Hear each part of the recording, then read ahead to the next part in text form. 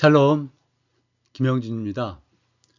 프리즘 성경 길라잡이 41번째 시간이 되겠습니다. 지난번 회까지 40회를 마쳤고요. 이제 41회 차로 들어가는데요. 오늘은 열왕기상 12장에서 22장까지 왕국 분열과 엘리야 시대에 대해서 함께 나누도록 하겠습니다. 지난 시간에 솔로몬은 헌신된 제사와 기도로 하나님의 복을 받아 부귀영화를 누리고 국제적인 위상도 높았는데 신명기 17장의 왕의 규례를 모두 어기고 이방인 제사에도 참여하여 나라가 쪼개지는 분열하는 단초로 제공한 왕이었다 말씀을 드렸습니다.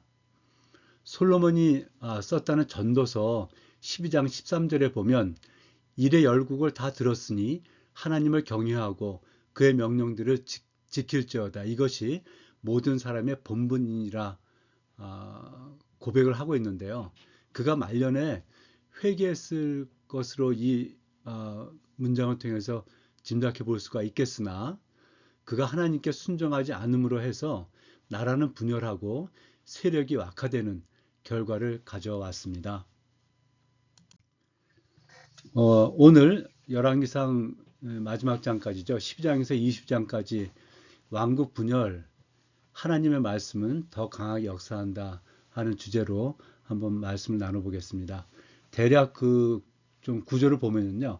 12장부터 14장까지는 왕국 분열과 그다음에 이제 분열에서 떨어져 나간 북이스라엘이 이제 왕국 체제를 형성하는 것을 보겠고요. 주요 인물은 이제 남쪽에 르호보암 왕, 북쪽에는 여로보암 왕. 그래서 신학적인 의미에서는 북왕국에서 이제 금송아지 제단을 만들어서 제사하는 체제를 갖춤으로 해서 이제 죄가 본격화하는 모습을 볼 수가 있습니다. 15장에서 16장에는 북왕국의 왕조가 이제 자주 교체가 되고 혼란스러운 정치의 모습이 보입니다. 이제 주요 인물은 이제 바하사 엘라로 이어지는 이제 바하사 왕조. 그 죄가 지속되고 이제 정치가 불안한 것. 16장 13절에서 23절에서 오므리 왕조가 등장을 하는데 이것은 북이스라엘 역사에서 가장 중요한 왕조이고 또 많은 영향을 끼쳤기 때문에 좀 하이라이트를 했고요.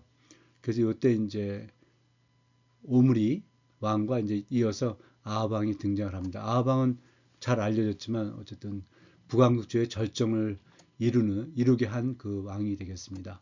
그리고 17장에서 19장에는 이 오므리 왕조 체제 하에서 엘리야가 이제 사역을 시작하고 갈멜산에서 바알 그 제사장들과 대결하는 사건이 발생을 하게 되죠. 그래서 여호와 대 바알의 이제 신의 대결 이렇게 볼 수가 있겠습니다. 그리고 이제 20장에서 22장까지는 그 아합이 그 아람과의 전쟁 중에 이제 죽고 하는 그 말씀으로 열왕기상이 맞춰지게 되겠는데요. 이게 왕조가 심판을 받는다 하는 겁니다. 그래서 남왕조는 다윗 왕조, 남유다는 다윗 왕조가 유지가 되지만 북이스라엘은 계속 쿠데타가 일어나서 이제 정권이 바뀌고 왕조가 바뀌는 모습이 계속 발생하고 있고요. 여로보암이 시작한 죄가 아합 시대에 국가 종교가 되어서 아주 최악으로 절정으로 갔었던 모습. 그래서 열왕기상에서는 그들이 여로보암의 길로 행하였다. 그 죄를 행하였다. 이렇게 말씀을 하고 있습니다. 그러한 어려운 시기에도 하나님의 사람 엘리야가 등장해서 이 암흑의 시대에 하나님께서 선지자를 통해서 하나님의 역사, 언약의 이행, 언약의 역사를 계속 이루어가시는 모습을 볼 수가 있습니다. 12장에서 14장에는 왕국 분열과 북왕국 체제 형성, 그래서 르호보암이 강경한 통치 선언으로 이스라엘 왕국이 남유다 북이스라엘 분열이 되게 되죠. 여로보암이 이집트에 이제 망명을 가 있다가 이제 돌아와서 르호보암이 세겜으로 올라왔을 때 르호보암 왕에게 이제 진언을 하죠. 당신 아버지가 우리한테 너무 심한 멍해를 매어서 우리가 정말 힘들었는데 금방이나 가볍게 해주시면 왕을 따르리다 했는데 르호보암 왕이 이제 늙은 신하들에게 또 젊은 신하들에게 조언을 듣는데 늙은 신하들은 오늘 이 백성을 섬기는 자가 되어 좋은 말을 하면 그들이 영원히 왕의 종이 될 것입니다. 하고서 이제 그들의 말을 들어주라고 조언을 했고 젊은 신하들은 이제 난 너희의 멍에를 더욱 무겁게 할지라 해서 오히려 그 북이스라엘이 요구한 것보다도 더 심하게 하겠다 했습니다. 근데 르호보암이 젊은 신하들의 그 조언을 받은 거죠. 그것을 이제 이스라엘 여로보암 포함 이스라엘 사람들의 얘기를 해서 결국은 이제 국가가 분열되는 모습을 보이고 있는데요. 사실 여기서 신학적인 그 포인트는 늙은 신하들의 조언이나 젊은 신하들의 조언이 그 둘 중에 어느 선택하는 것이 중요한 게 아닙니다. 왜냐하면 그 두 부류의 조언에는 하나님에 대한 언급, 경외가 완전히 빠져 있습니다. 이 늙은 신하들은 솔로몬 왕 때부터 누려왔었던 기득권을 그 유지하기를 원했었던 것이 그 조언에 나타나고요.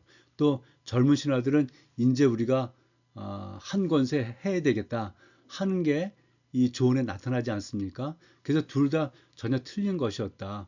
그러니까 르호보암이나 늙은 신하들이나 젊은 신하들이나 이미 하나님 경외하면서는 뭐 상당히 거리가 있는 그런 모습을 보이고 있습니다. 그래서 왕과 지도자가 하나님께 묻지 않을 때 정치도 지혜도 결국 나라를 살리지 못한다는 교훈을 주고 있습니다. 그래서 이제 여로보암이 북이스라엘 세우고 세겜과 이제 분우엘에 수도를 만든 다음에, 그러니까 요단강 서쪽은 세겜, 요단강 동쪽은 분우엘에 수도를 만들고, 그 다음에 이제 베델과 단에 금송아 제단을 세우고, 레위인이 아닌 제사장을 세우고, 새로운 절기를 만들어서 완전히 그 여호와 신앙이 아니라 대체 종교 체제를 이제 형성을 하게 되는 것이죠. 이렇게 한 이유는 이스라엘이 예루살렘으로 이제 제사를 드리러 가면 결국 나라를 이제 잃게 될 것이라는 여로보암의 염려가 있었습니다.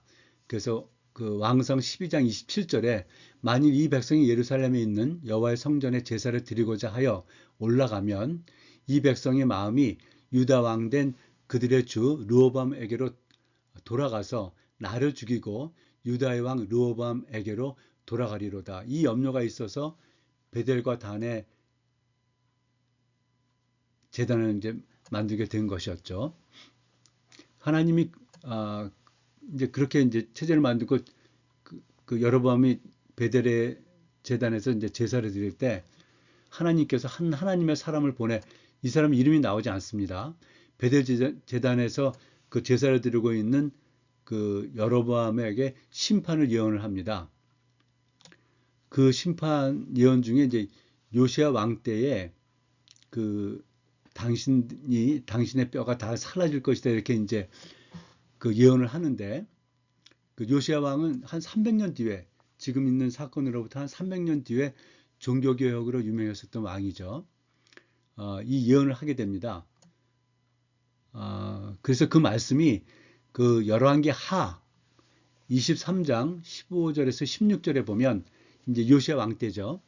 또한 이스라엘에게 범죄하게 한 느밧 아들 여로보암이 베델에 세운 제단과 산당을 왕이 헐고 또 그 산당을 불사르고 빻아서 가루를 만들며 또 아세라 목상을 불살랐더라. 요시아가 몸을 들이켜 산에 있는 무덤들을 보고 보내어 그 무덤에서 해골을 가져다가 제단 위에서 불살라 그 제단을 더럽게 하니라. 이 일을 하나님의 사람이 전하였더니 그 전한 여호와의 말씀대로 되었더라. 이 하나님의 사람이 전하였다는 그 하나님의 사람이 여기에 하나님의 사람입니다. 이렇게 하나님의 사람을 이제 보내서 그 베델 제단의 심판을 예언을 했고 그것이 이제 300년 뒤 요시야 왕 때 이루어지는데요. 흥미로운 것은 이 하나님의 사람이 이제 그 유다로 돌아가다가 예루살렘으로 돌아가다가 하나님의 명령을 어기고 그래서 사자에게 이제 죽임을 당하는 사건이 발생을 합니다.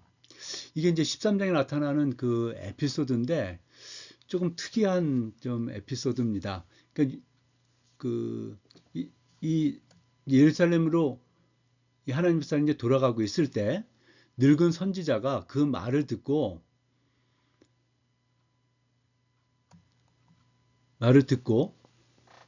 그 잠깐만요.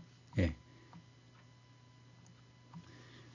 원래 하나님께서 하나님의 사람에게 하나님의 명령대로 그것을 먹지도 마시지도 말고 다른 길로 돌아가라 해서 다른 길로 돌아가고 있었는데 이 말을 듣고 베델에 이제 늙은 선지자가 하나 있었다. 이 사람도 이름이 안 나오는데 이 하나님의 사람을 속여서 그 함께 식사를 하게 됩니다.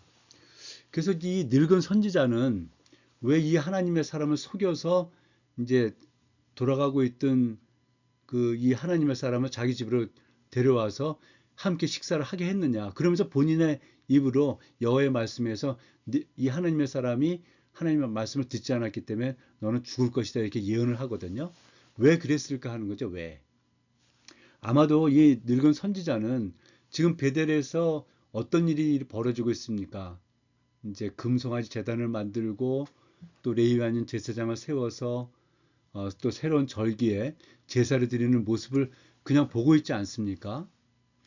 이제 이렇게 이제 자신 선지자였는데 아무 힘이 없는 아무 영적인 능력이 없는 또 그것을 그냥 보아야만 하는 이런 상황에서 젊은 이제 선지자가 유다에서 올라와서 이렇게 이제 심판을 하는 그런 모습을 보면서 아마 질투도 있었을 거고 정말 하나님의 사람인가에 대한 어떤 시험하고자 했던 생각, 그러니까 본인에 대한 자괴감 이런 것들이 섞여서 그 결국 이 하나님 사람을 자기 집으로 데려와서 이제 식사 교제를 함으로 해서 이 사람을 죽게 만들었던 것이 아닌가 생각이 되는데요. 이제 그래서 이 사람이 죽었을 때 늙은 선지자가 이제 그의 죽은 시체를 갖다 가져와서 자기 그 무덤에 이제 장사를 하고 그 다음에 자기가 죽으면 그 이 하나님의 사람의 그 뼈 옆에 자기 뼈를 이제 그, 그 넣어두라고 그 자녀들한테 얘기하는 모습을 볼 수가 있습니다. 그래서 이 하나님의 사랑과 베델에 있었던 늙은 선지자의 이 사건을 통해서 왕이나 누구든지 간에 그 사람보다 강한 것은 하나님의 말씀이다. 그리고 그 말씀을 지키지 아니하면 이 하나님께 쓰임 받았던 하나님의 사람조차도 그 하나님께 그 하나님의 그 예언대로 심판을 받게 된다. 예외가 없다 하는 말씀을 이 하나님의 사람과 늙은 선지자의 에피소드를 통해서 저희들이 좀 배울 수 있다. 이렇게 말씀을 드릴 수가 있겠고요. 여로보암이 회개하지 그럼에도 불구하고 회개하지 않았습니다. 그러니까 여로보암의 아들이 이제 죽게 되어서 그 이제 아이야 선지자한테 이제 그 부인이 가서 물어보죠. 어떻게 될 거냐? 그랬더니 이 왕조에 대한 심판 예언을 이제 아이야 선지자가 하게 되는데 왜냐하면 여로보암이 돌아오지 않거든요. 그래서 결국 여로보암의 아들이 죽고 왕조 멸망이 예고가 되는 이제 심판 예언이 있게 됩니다. 이 선지자 그 아이야는 나라를 다윗의 집에서 찢어내어 네게 주었거늘 너는 내 종 다윗이 내 명령을 지켜 전심으로 나를 따르며 나보기에 정직한 일만 행할 순과 같지 아니하고 내 이전 사람들보다도 더 악을 행하고 가서 너를 위하여 다른 신을 만들며 우상을 부어 만들어 나를 노엽게 하고 나를 내 등 뒤에 버렸도다 이렇게 이제 여로보암에게 지적을 하면서 그래서 내 왕조가 멸망할 것이다 예고하는 말씀이 나오죠. 한편 이 남유다에서도 이제 우상 숭배가 퍼지고 애굽왕 시삭이 예루살렘을 이제 침략을 하게 됩니다. 이게 르호보암 왕 제5년이니까 꽤 이른 시기죠. 그 솔로몬이 바로 왕의 딸을 그 아내로 택하였다. 그래서 그 이집트와 이 이스라엘이 평화한 시기가 있었는데 얼마 지나지 않아서 애굽 왕 시삭이 예루살렘을 침략을 하였습니다. 이게 어찌된 일인가? 그러니까 이 역사적으로 보면 솔로몬 왕 때의 바로 왕은 21대 그 이집트 그 바로였고요. 여기 시삭 쇼생크는 22대, 그러니까 21대 그 왕을 무너뜨리고 22대 이제 새로운 왕이 이제 그 이집트를 다스리게 된 것이죠. 그러니까 오히려 이제 이스라엘하고는 전혀 관계가 없는 그런 이제 그 바로 왕이 이제 등장해서 바로 예루살렘에 침략을 하게 되는 그 모습을 이제 보게 됩니다. 이제 왜 이렇게 되었느냐? 그러니까 다윗 때, 솔로몬 때 그 이스라엘이 주변국들을 갖다 다 이제 평정을 하지 않았습니까?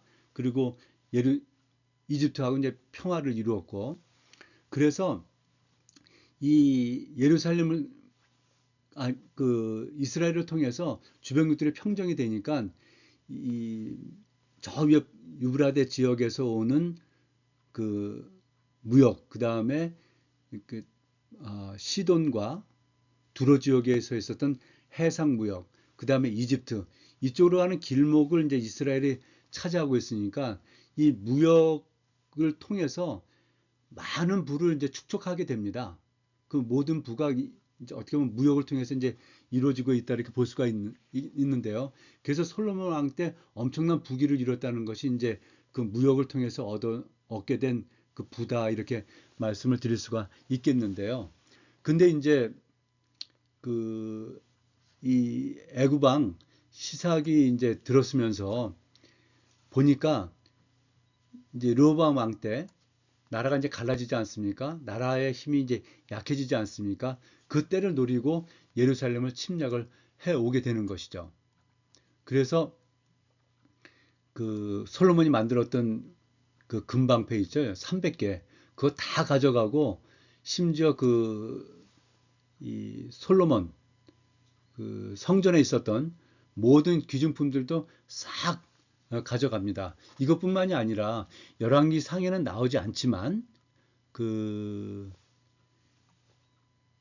이제 그 역사에 보면 그 이집트 룩소르 지방 남쪽 지방인데요. 그 카르낙 신전의 비문에 북이스라엘의 그 주요 도시들도 다 점령을 했다 이렇게 나오고 있습니다. 그래서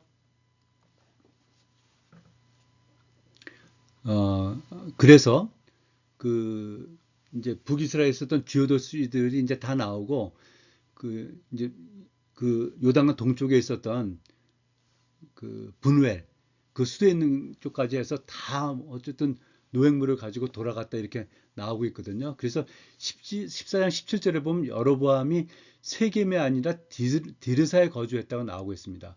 결국 이제 세겜은 초토화됐고 그래서 거기 있을 수가 없어서 더 북쪽 지역인 디르사로 그 수도를 옮기게 된 것입니다. 그 말씀까지 같이 나오고 있거든요. 그래서 이 시삭이 이 이스라엘을 이제 남유다뿐만이 아니라 북이스라엘까지 침략을 해서 초토화시키고 모든 뭐 귀중품들을 다 노획물로 뺏어갔다 이렇게 이해가 되고 있습니다. 그래서 이 남유다 북이스라엘로 이제 분열된 이 왕국 분열은 정치적인 사건이라기보다는 언약의 심판이다 이렇게 말씀드릴 수가 있겠는데요. 그 11장 11절에 보면 여호와께서 솔로몬에게 말씀하시되 내게 이러한 일이 있었고 또 내가 내 언약과 내가 내게 명령한 법도를 지키지 아니하였으니 내가 반드시 이 나라를 내게서 빼앗아 내 신하에게 주리라 말씀하셨던 이 언약 심판이 이루어진 사건이 되겠습니다. 그리고 이제 여로보암에게서 보는 것처럼 권력을 지키려는 두려움이 오히려 신앙을 갖다가 이제 완전 왜곡하게 되는 일이 일어나게 되고요. 그래서 북이스라엘 왕에 대한 평가 기준이 여로보암의 죄에서 떠나지 않았다는 걸로 이제 평가를 하고 있는 것을 볼 수가 있습니다. 그리고 남유다도 안전하지 않다. 다윗 왕조가 있어도 하나님을 떠나면 이제 동일한 심판을 경험하게 된다 하는 모습을 볼 수가 있습니다. 근데 흥미롭게도 이 르호보암 왕에 대해서 요 남유다가 안전하지 않다는 그것을 보면 르호보암 왕에 대해서 그 어머니가 암몬 사람 나아마다 이렇게 말을 이제 두 번이나 하고 있거든요. 그래서 이 르호보암의 태도와 이 왕국 분열의 전개를 이제 짐작하게 하는 솔로몬 왕에게 굉장히 아내들이 많았다고 하잖아요. 근데 그 아들 르호보암이 왕이 됐을 때 그 어머니는 암몬 사람 나아마였다 하는 말씀 속에서 이 왕조가 앞으로 이제 어떻게 전개될 것인지 하는 것을 좀 엿볼 수 있는 대목이다 말씀을 드릴 수가 있겠습니다.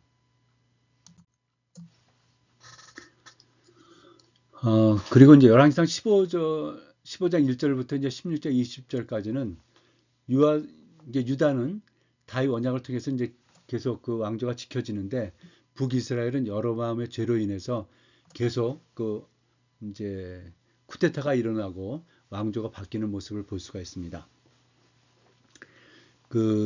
르호보암 후에 북이스라엘의 아비암 또는 아비아가 이제 왕위를 승계했고요. 근데 다윗처럼 하나님께 이제 온전치 못했다. 이렇게 말씀을 하고 있습니다.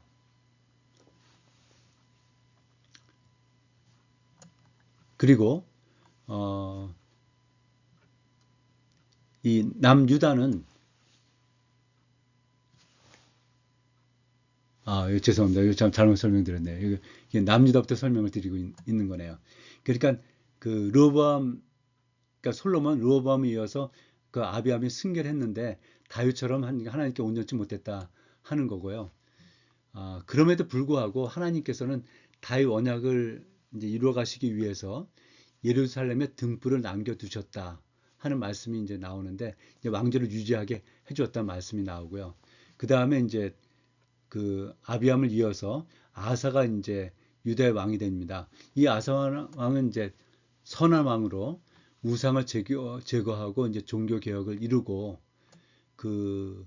아세라 상을 이렇게 이제 뭐 섬겼다고 해야 될까요? 했었던 할머니 태왕 대후 마하가를 이제 폐위하는 그런 종교 개혁까지 이제 단행을 하게 됩니다. 그렇게 되고 그 다음에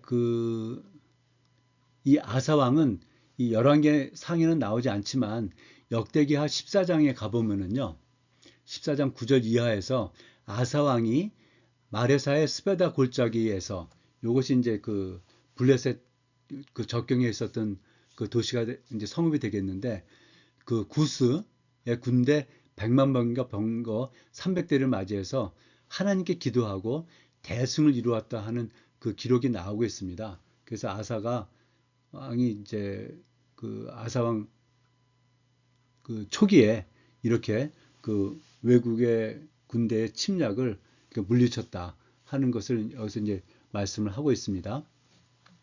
북쪽으로 가보겠습니다. 북이스라엘은 이제 여로보암을 이어서 나답이 이제 왕이 돼서 2년 동안 다스리게 됐는데 이 블레셋과의 전쟁을 시도를 했다고 봐야 되겠죠. 이 기브돈이 나중에 지도로 설명을 드리겠습니다만 굉장히 중요한 지역입니다. 해안도로에서 아주 뭐 사통팔탈이라 하게 될까요? 여기를 차지하게 되면 이제 이집트, 그 다음에 메소포타미아, 두로 이렇게 이제 무역을 하게 되는 중심 성읍이 되겠는데 이거를 차지하려고 전쟁을 하다가 신하 바하사에게 이제 암살을 당하는 일이 발생을 합니다. 그래서 바하사가 이 나답을 죽이고 스스로 왕이 되어서 여로보암 집안 전체를 갖다 멸절을 하게 되는데 이것이 아이야가 예언했었던 예언이 이제 성취되는 것이죠. 그런데 나답이 블레셋 진영이 기브돈을 공격한 이유는 설명드린 것처럼 이것이 굉장히 중요한 무역로, 그 다음에 어떤 군사적인 로도 굉장히 중요한 지역이었기 때문에 그곳을 점령을 해서 이제 이 왕권을 갖다 강화하고자 하는 그런 그 의도가 있었죠. 그 왕권 강화, 그 다음에 무역로를 그 차지해서 어떤 경제적인 이점을 그 노리기 위해서 갔다가 그 바하사한테 이제 암살을 당했었는데 그 40년 뒤에도 이 바사 왕을 이은 그 엘라 바사 왕의 아들이죠. 엘라 왕이 똑같이 기브돈을 공격하던 중에 시므리에 의해서 부하 시므리에 의해서 살해되는 사건이 발생을 합니다. 그래서 계속적으로 이제 이 기브돈을 그 차지하려고 하는 그 북이스라엘 왕들의 그 시도가 있었다 이렇게 말씀을 드려볼 수가 있겠습니다.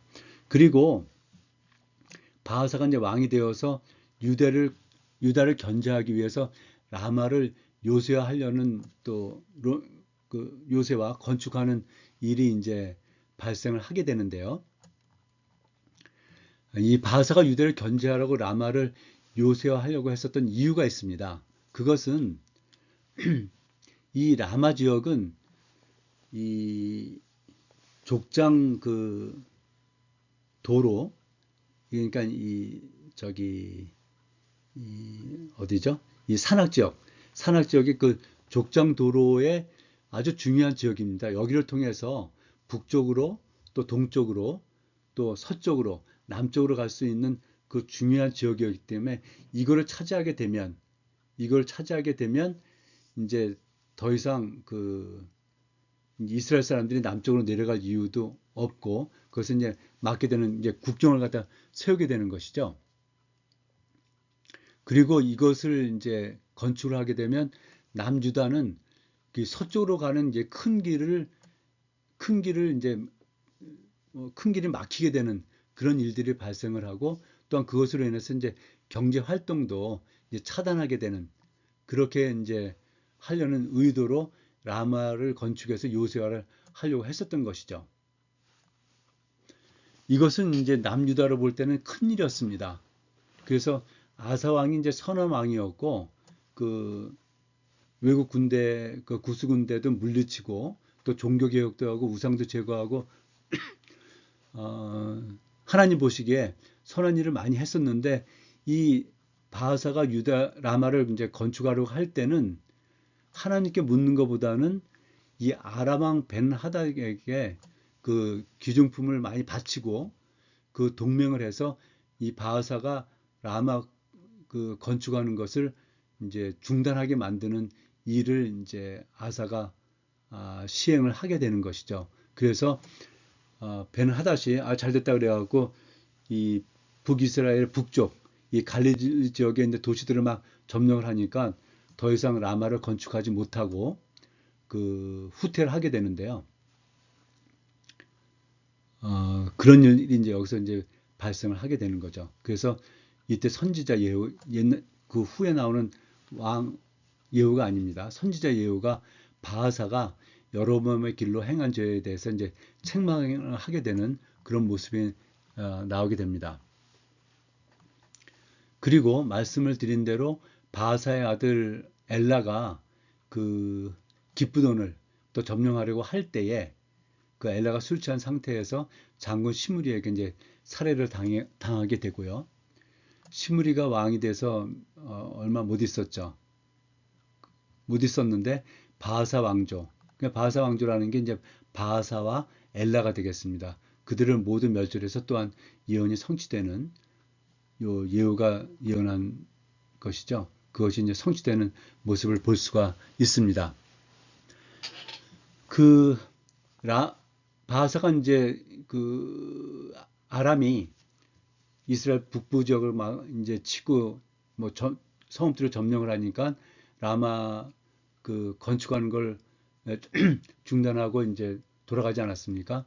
그때 남았었던 그 건축 자재들 돌과 그 목재죠.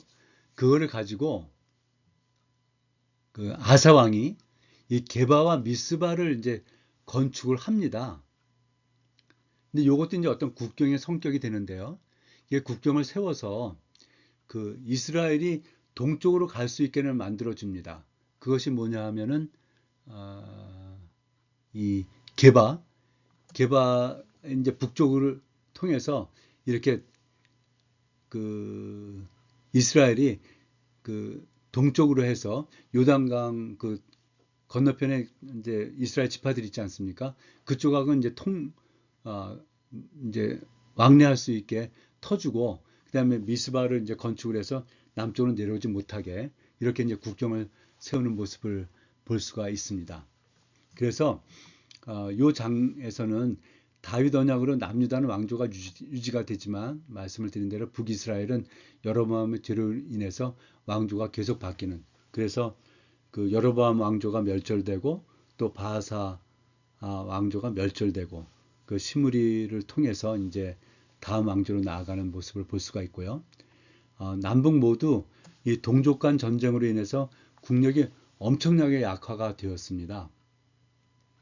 그 이제 그 틈을 타서 이집트가 올라와서 그 많은 그 귀중품들, 솔로몬 때 있었던 정말 금이 뭐 얼마나 흔했었던 그것들을 다 이제 가져가는 그 모습을 볼 수가 있고요.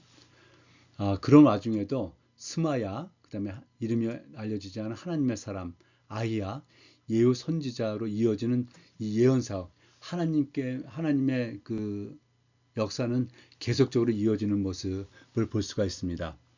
그래서 이 분열 왕국 초기의 선지자들은 정치적인 조언자가 아니고 왕조의 흥망을 선언하는 하나님의 대변자로서의 그 사역을 하고 있는 모습을 볼 수가 있습니다. 이 열왕기는 상하 포함해서 그 남유다와 북이스라엘의 그 이제 등장하는 그 왕조를 갖다가 교차해서 막 설명을 이제 뭐 막은 아니죠. 교차해서 설명하는 그 교차 서술법을 좀 사용하고 있지 않습니까? 그렇게 하다 보니까 좀 상당히 복잡하게 이렇게 보여지고 잘 이렇게 이제 좀 들어오지도 않는 그런 모습을 이제 볼 수가 있는데요. 그래서 그거를 제가 한번 좀 이해를 돕기 위해서 좀 펴보았습니다. 펴보면은 이제 이 북이스라엘은 남유다부터 하시죠. 남유다는 여로보암이 이제 17년, 그 다음에 아비야가 이제 3년, 그 다음에 아사 선한 왕이라고 그랬죠. 41년을 다스리는 이 와중에 어디까지 가냐 하면은 여로보암이 이제 처음 이제 북이스라엘의 왕이 되어서 22년을 다스리고 그 아들이 이제 나답이 2년을 다스리고 그 다음에 바하사가 24년을 다스리고 바하사의 아들 엘라가 2년을 다스리고 시므리가 이제 엘라를 반역을 해서 7일을 다스리는 이 모습들이 요 사이에 이렇게 이제 나오고 있습니다.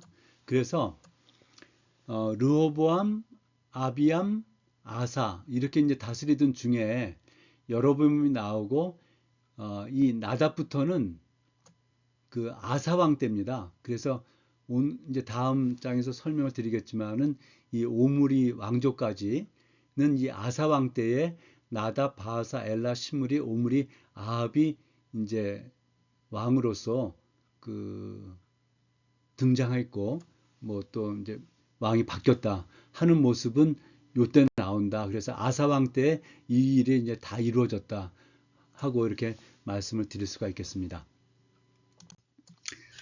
그래서 전체 이제 지도를 가지고 한번 말씀을 드려보면은요, 그 르호보암 왕이 세겜에 와서 결국은 그 여로보암과 이스라엘 사람들을 실망시킴으로 해서 이 북이스라엘이 여로보암 왕에 의해서 이제 나오면서 나라가 유다와 이스라엘로 이제 분열이 되는 게 나오고요. 그 여로보암 왕이 세겜과 요 분우엘에 각각 이 서쪽과 동쪽에 수도를 세웠다고 말씀을 드렸죠. 그리고 베델과 단에 금송아지 제단을 세웠다고 말씀을 드렸습니다. 그래서 하나님의 사람이 예루살렘에서 베델에 와서 제사를 드리고 있었던 그 여로보암에게 이제 심판을 예언을 하게 되죠. 그것이 300년 뒤에 요시야 왕 때 이제 이루어졌다 말씀을 드렸고요. 그리고 이집트의 왕이 그 르호보암 왕 그 초기에 아마 7년인가 됐을 텐데요. 그때 올라와서 이 예루살렘에서 모든 귀중품, 성전에 있었던 것, 그 다음에 그 솔로몬이 만들었던 금방패 300개, 뭐 이런 것들 다 가져갔다 말씀을 드렸죠. 그리고 열왕기 상에는 나오지 않지만 역사에서 보면은 이 북이스라엘의 주요 도시, 뭐 분우엘, 세겜 이런 것들 다 이제 그 있었던 이제 그것도 초토화시키고 그 귀중품들을 다 가져갔다 이렇게 말씀을 드렸습니다. 그래서 여로보암 때 수도를 세겜에서 디르사로 옮겼다 이렇게 말씀이 나오고 있고요.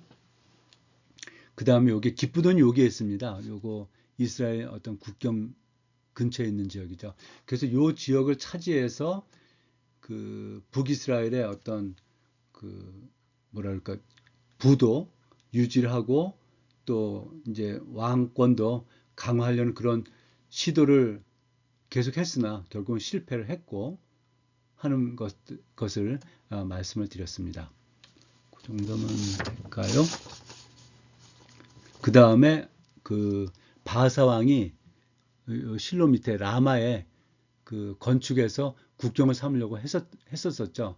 그랬을 때 그 아사 왕이 여기 아람에게 이제 구원 요청, 동맹을 해서 이제 구원 요청을 해서 이 아람 왕이 와서 이 갈릴리 지역에 있는 도시들을 다 점령을 함으로 해서 바하사가 이 라마 건축하는 걸 포기하고 이제 돌아가게 되는 그런 일이 발생을 했고요. 그때 아사 왕이 그 게벨과 여기는 나오지 않습니다만 요 근처죠. 그 미스바에 게셀과 미스바죠. 게셀과 미스바 맞습니까? 예, 이제 건축을 하고 해서 이스라엘은 이렇게 이제 다닐 수 있게 만들어주고 남쪽으로는 쳐들어오지 못하게 이렇게 이제 했습니다. 그리고 예, 그 정도까지 지도는 뭐 그 정도까지 말씀을 드리면 되겠습니다. 그 다음에 이제 16장 그 21절에서 19장까지 오므리 왕조가 등장을 하고 이제 엘리야의 사역의 이제 본격적으로 나오는 그 내용인데요. 그 북이스라엘의 이제 오므리가 이제 왕이 되어서 사마리아로 이제 수도를 이전을 하게 됩니다. 그 다음에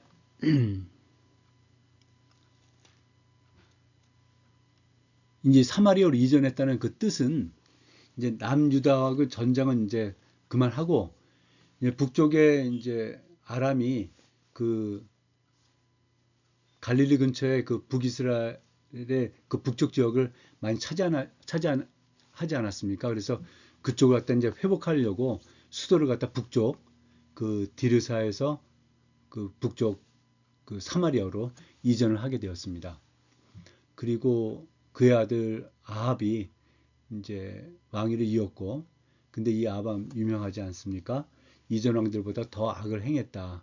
이렇게 말씀을 하고 있습니다.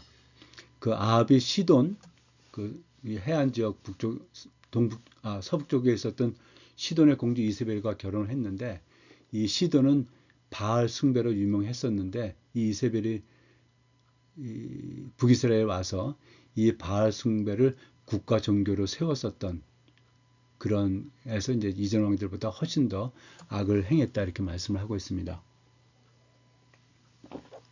근데 성경에는 전혀 언급을 하고 있지 않지만 이 오므리 아합 시대가 북이스라엘에서는 그 720년에 멸망할 때까지 제일 그 융성했었던 시기입니다.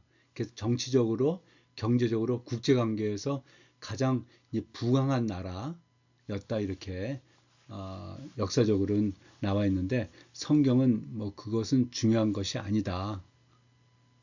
얼마나 하나님을 경외했는가 이렇게 그 관점으로 성경을 기록을 하고 있죠. 그래서 이제 아합 왕 때 선지자 엘리야가 이제 등장을 하죠. 그래서 아합 왕한테 그 여호와의 말씀이 없으면 가뭄이 있을 것이라는 심판을 이제 선포를 하게 되고요. 그래서 이제 이 가뭄 때에 엘리야가 이제 시냇가에 가서 까마귀로부터 이제 먹을 것, 그다음에 공급을 받고 그 시냇가에서 이제 물을 얻게 되는 그 일이 이제 발생하고요. 그리고 이제 가뭄 중에 그 시돈 지역 사르밧 과부에게 가서 그 이제 공개를 받게 되죠. 그래서 그러면서 이제 하나님 말씀대로 그 밀가루 기름이 그 가뭄 때까지 끊어지지 않는 이제 기적의 발생을 하게 되었고, 그 다음에 그때 이제 마침 그 사르밧 과부의 아들이 이제 죽게 됩니다. 근데 그 아들을 이제 살리게 되는 것이죠. 그래서 여기 보면 여기 시돈이 나오고 또 아합 왕의 아내가 시돈에서 왔고 이렇게 이제 대비가 되는데요. 이스라엘 왕은 이 시돈의 공주 이세벨과 결혼을 함으로 해서 하나님을 버렸지만 여기 사르밧 과부는 하나님의 말씀을 믿었다 하는 그 대조가 보여지는데 이 17장 24절에 그 엘리야가 이 사르밧 과부의 죽은 아들을 살리고 난 다음에 그 사르밧 과부의 고백입니다. 17장 24절 내가 이제야 당신은 하나님의 사람이시요 당신의 입에 있는 여호와의 말씀이 진실한 줄 아노라 말씀을 하고 있거든요. 그 말씀은 여호와를 하나님으로 이렇게 믿었다, 영접했다 이렇게 말씀을 드릴 수가 있겠죠. 누가복음에 보면 4장 25절 26절에서 예수님께서도 내가 참으로 너에게 이르노니 엘리야 시대에 하늘이 3년 6개월간 닫히어 온 땅에 큰 흉년이 들었을 때에 이스라엘에 많은 과부가 있었을 때 엘리야가 그중 한 사람에게도 보내심을 받지 않고 오직 시돈 땅에 있는 사렙다, 요거 그 사르밧이죠. 사렙다의 한 과부에게 뿐이었으며 그래서 이스라엘에 하나님을 경외하는 사람이 하나도 없었음을 고발하는, 그러니까 예수님 시대에도 마찬가지였는데 그때에도 마찬가지였다는 말씀을 오늘 이 사르밧 과부의 예를 들어서 말씀하는 것을 볼 수가 있습니다.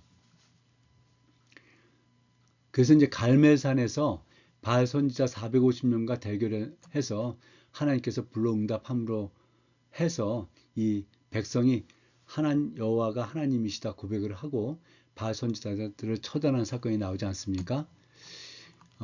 요 갈멜산에서의 요 사건 전에 그 엘리야와 아합의 왕궁 맡은 자 오바다의 그 만남이 기록이 되고 있습니다. 거기에 오바다는 여호와의 선지자 100명을 공개한 신실한 사람이었다. 그 아합의 우상 숭배 속에서도 그 아합의 측근이지만 믿음을 지켰던 여호와를 지극히 경외하는 자였었다 하는 말씀이 그 오바다가 이제 소개가 되고 있습니다.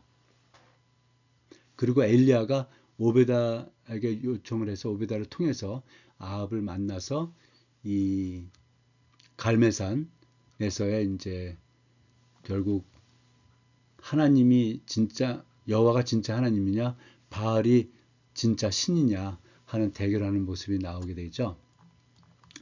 이 엘리야가 이제 그 갈멜산 대결을 제안을 하는데 이 아합에게는 매우 유리한 제안이었기 때문에 그가 흔쾌히 이 대결을 이제 수락을 하였습니다. 그 18장 21절에 보면 엘리야가 모든 백성, 그런데 이제 이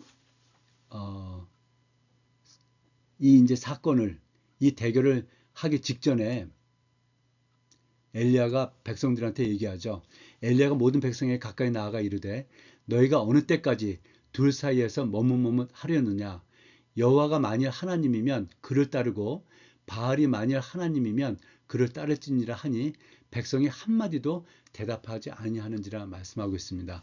여기 머뭇머뭇한다는 것은 이쪽도 기울여 보고 저쪽도 기울여 보고 하는 것을 말씀을 하고 있는데요. 그래서 이 바알 선지자들과의 대결 중에 엘리야가 기도하죠. 여호와여 내게 응답하옵소서, 내게 응답하옵소서.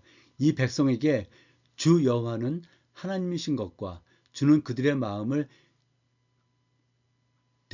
되돌이키심을 알게 하옵소서 하고 그 기도를 하고 그 기도에 하나님께서 응답함으로 인해서 이 바알 선지자들이 정말 그 우상인 것을 이제 알게 되고 백성이 여호와가 하나님이시다 고백하고 바알 선지자들을 다 처단을 하게 됩니다. 그리고 나서 이제 엘리야가 기도하죠. 그래서 비가 이제 다시 오지 않습니까? 그래서 이제 그 아합도 이제 다시 이제 먹게 되고 이렇게 나라가 이제 평화롭게 이제 지게 되는데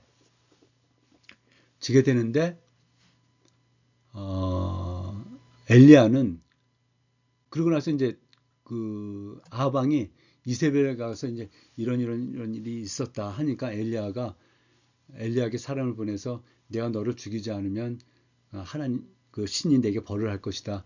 이 얘기를 듣고 갑자기 엘리야가 그 위협 속에서 광야로 도망가는 일이 이제 발생을 하게 되죠.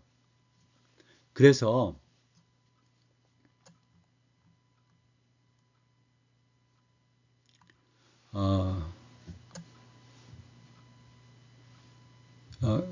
도망가게 되죠. 그래서 엘리야가 이제 이 바알 선지자 450명과 대결해서 크게 정말 하나님을 증거하고 크게 승리한 다음에 갑자기 이제 낙심하는 그 모습을 이제 보게 되는데요. 백성들이 여호와 그는 하나님이시로다 고백을 하지 않았습니까? 그런데 그 고백한 백성들, 그때 아합도 이렇게 이제 그 바알 선지자들과 대결을 통해서 하나님을 보였는데도 불구하고 그들이 하나님께 돌아오지를 않습니다. 문제는. 그리고 오히려 이세벨은 자신을 공격을 합니다. 이거를 통해서 좌절을 느끼게 되는 것이죠. 그리고 이게 얼마나 큰 일이었습니까? 그러니까 이 영적 사역 후에 찾아오는 그 탈진 현상 이런 것도 있었다고 볼 수가 있겠고요. 그리고 이제 19장 10절에서 나만 남았다 하고 하나님한테 호소하는 그 모습을 볼 수가 있습니다. 그래서 그는 자신 혼자만 지금 싸우고 있다고 생각을 하고 있었던 이런 것들이 겹치면서 크게 낙심을 하고 탈진하고 해서 이제 광야로 가서 그 로뎀 나무 아래서 나 이제 충분하니까 나를 뭐 죽여달라고 말씀을 하지 않습니까? 그런 모습들을 이제 볼 수가 있습니다. 그러고서 이제 그 광야에서 다시 호렙산까지 이제 내려가게 되죠. 그래서 호렙산에서 하나님께서 세미한 음성으로 그 엘리야에게 나타나서 말씀을 하십니다. 그러면서 바알에게 무릎 꿇지 않은 7천 명이 남겨져 있다 하고 내가 혼자 지금 그 싸우는 것이 아니다. 정말 우상을 대적해서 싸우는 것이 아니다. 말씀을 들려주고요. 그러면서 이제 새로운 사명을 그 엘리야에게 주시는데요. 아람에 가서 하사엘에게 기름을 부어라. 그리고 예후를 이제 북이스라엘 왕으로 세울 텐데 기름을 부어라. 그리고 엘리사를 너의 다음 선지자로 세우라 하고 명령을 하십니다. 이렇게 이제 새로운 사명을 주시는 것이죠. 그래서 이제 이렇게 엘리야가 이제 낙심을 하고 막 죽으려 하고 이랬었지만은 하나님께서 엘리야를 책망하지 아니하시고 이렇게 세미한 음성으로 다시 이제 세워주시는 모습 그리고 그 로뎀나무 아래에 있을 때 이렇게 천사들이 와서 먹을 것 그다음에 마실 것을 주면서 그 기력을 회복시키는 모습 볼 수 있지 않습니까? 그러니까 갈멜살의 그 영광 하나님께 영광을 돌리는 그 큰 사건이 대승이 있었지만 로뎀나무 아래에서 이제 낙심했었던 그 엘리야를 보시면서 하나님께서 지친 선지자를 회복시키셔서 다시 사명을 주시는 모습을 볼 수가 있습니다. 그래서 모세가 호렙산에서 시내산이죠. 호렙산 같은 산입니다. 하나님을 만난 것처럼 엘리야도 그 산에서 하나님을 만나는 모습을 볼 수가 있습니다. 그래서 이 엘리야는 새로운 모세다라고 말씀을 드릴 수가 있겠고요. 그래서 이 모세와 엘리야를 잠깐 좀 비교를 해보면 같은 모습이 많이 나오는데요. 모세도 그 이스라엘 백성들이 이렇게 이제 그 하나님의 말씀을 거역했을 때 광야로 이제 도망을 가는 모습을 볼 수가 있죠. 그리고 뭐 생명을 나 이제 뭐 그만하겠습니다. 뭐 죽여주십시오 했었던 모습. 그 다음에 40일간 이제 그 금식 그 시내산에서 했었던 모습. 40일간 광야 여정. 그 다음에 하나님의 산 호렙산에서 이제 율법을 받게 되는 그 모습. 그 다음에 동굴과 바위틈에서 하나님을 만난 것을 볼 수가 있고요. 하나님의 임재, 하나님의 세미한 음성을 경험했고 이제 사명을 재확인하고 이제 율법을 받아서 내려오게 되는 거죠. 말씀드린 대로 새로운 사명을 이제 부여받는 모습을 볼 수가 있습니다. 그래서 엘리야의 호렙산 사건은 낙심한 선지자의 회복 이야기이면서 동시에 하나님이 역사를 계속 이끌어 가신다는 선언이다 말씀을 드립니다. 그런데 22장에서 22장까지 이제 모세 이거 좀 잘못됐네요. 예, 이제 요게 아람과의 전쟁, 나봇의 포도원 사건, 무기또 전쟁과 이제 미가 예언 이렇게 이제 나오게 되는데요. 그래서 아람과의 전쟁이 이제 다시 일어나게 되는 거죠. 그래서 아람 왕이 베나다신 이스라엘을 공격을 해서 하는데 한 선지자가 이스라엘 승리할 것이라고 이제 아합에게 예언을 해줍니다. 그래서 1차 전투에서 아랍 1만 명이 죽고 포라 전리품을 확보하고 2차 전투에서 아랍의 10만 명을 죽이고 대승을 하게 되죠. 그런데 참 희한한 일이 일어나는데 아합이 자만해서 아람 왕 베나닷을 이제 다 사로잡았는데 풀어주게 되는 거죠. 당신은 뭐 우리 형제입니다. 너무나 엉뚱한 정말 이해하기 힘든 일을 이제 벌이게 되는 거죠. 그래서 하나님께서 그 이제 불순종한 거, 자만한 것에 대해서 경고를 하게 되고요.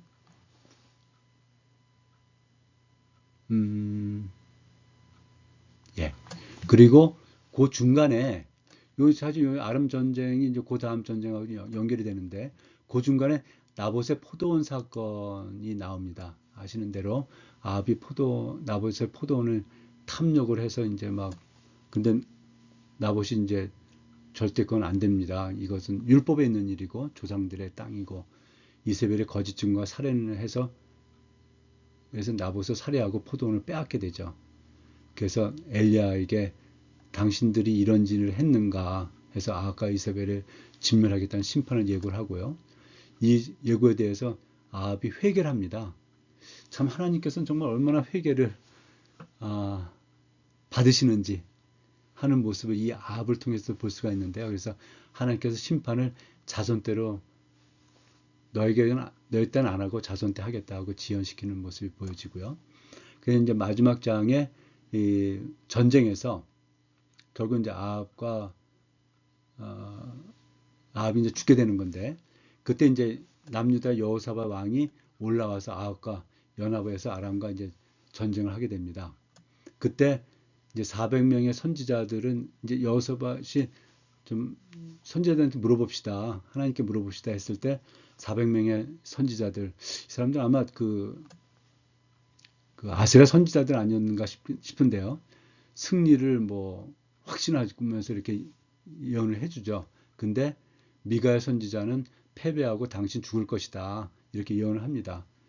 아합이 미가 예언을 무시하고 전쟁을 감행해서 결국 그 전쟁 중에 화살을 맞아서 이제 사망을 하게 되는 것이죠. 그래서 하나님께서 개입하는 것을 보면서도 왕이나 백성들은 하나님께 돌아오지 않는다는 참 엄청난 그 현실을 이제 보게 되고요. 그럼에도 불구하고 이 불순종의 시대에도 하나님은 선지자들을 쓰셔서 역사를 주관해가는 모습을 우리가 볼 수 있습니다. 그래서 전쟁을 통해서 심판, 예언, 성취를 통해서 하나님은 이 역사를 계속 그 개입하시고 그 언약을 이어가신다는 모습을 볼 수가 있습니다. 그래서 이 모습들을 통해서 다윗이 세웠던 또 솔로몬도 그 유지했었던 이 부강한 나라가 얼마나 형편없이 약화되는가. 근데 그 약화의 이제 단초는 솔로몬 왕 때 사실은 시작이 된 거죠. 그런 모습들을 오늘 말씀들을 통해서 저희들이 함께 보고 나누었습니다. 예, 오늘 강의는 이것으로 마치도록 하고 다음 주에는 11개 하를 또 함께 나눠 보도록 하겠습니다. 감사합니다.